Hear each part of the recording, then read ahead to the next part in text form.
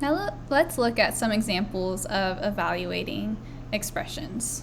So for this first one, I want to evaluate 4 times the quantity of x plus 11 when x is equal to negative 2. So again, everywhere I see an x, I want to instead replace it with negative 2. So now instead of 4 times x plus 11, I want to have 4 times negative 2 plus 11. And now, remembering my order of operations, I need to do my parentheses first. So I need to do negative 2 plus 11 in there, which is 9.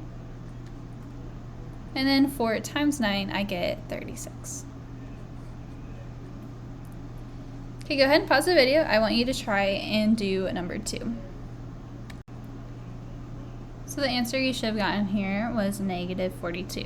So I replaced my x with negative 3. I replaced my y with 8. I multiplied those two out, and then I went left to right and subtracting and adding. Okay, so number 3, this one's going to be a little bit more difficult because now I have this exponent here. So I'm going to start off the same. I want to replace all of my x's with 4 because I'm told that x is equal to 4. And so I have 7 times 4 squared instead of x squared minus 4 instead of x, I'm going to have times 4 minus 2. And so now I want to go through my order of operations. And so I don't have parentheses with more than one number in it, but I do have an exponent. One of the most common things I see is that students like to do 7 times 4 first and then square that number. But you need to make sure that you're squaring this number first. So I want to do 4 squared first, which is really the same thing as 4 times 4. And so I get 7 times 16. So again, I just did 4 squared first. Minus 4 times 4 is 16. Minus 2. Okay, and then next I want to do 7 times 16. And so I get 112. Minus 16 minus 2, and then when I go ahead and subtract 16 and 2 from 112, I get 94.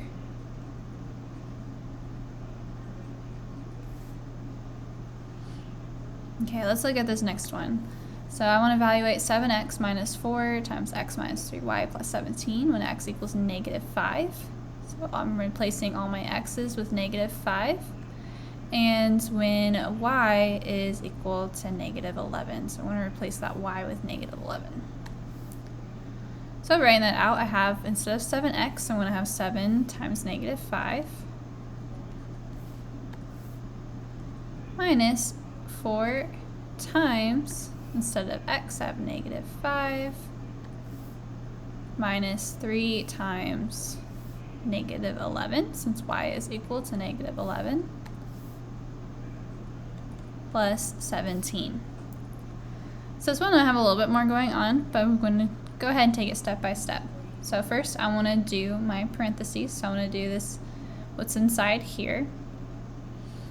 And I'm going to go ahead and multiply this front one out too. So I have 7 times negative 5, I have negative 35 minus 4 times negative 5. Negative 3 times negative 11, I get a positive 33.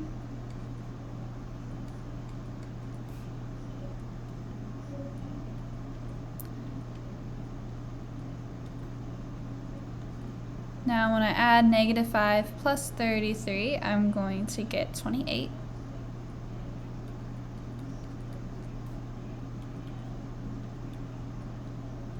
And now I can go ahead and multiply negative 4 and 28, and when I do that, I get 112.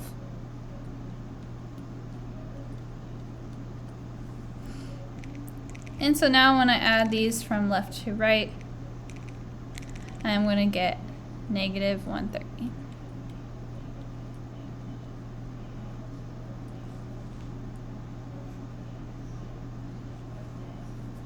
Okay, go ahead and pause the video. I want you to try and do numbers 5 and 6 on your own. When you think you have both of them, go ahead and press play. So So the two answers you should have gotten were 133 and 62. So the tricky one was number 5, was that 3 cubed that you had to do. Remember always to do your exponent first. When you do 3 cubed, that's really the same thing as 3 times 3 times 3, which gets you 27. And then you want to make sure you do 4 times 27 next. And then last, add them all together. For problem 6, again, you had those exponents in there. I think the tricky one was negative 5 squared. There, that is really the same thing as negative 5 times negative 5. Let me make note of that. So negative 5 squared is equal to negative 5 times negative 5, which gets you that positive 25. And then we went from there.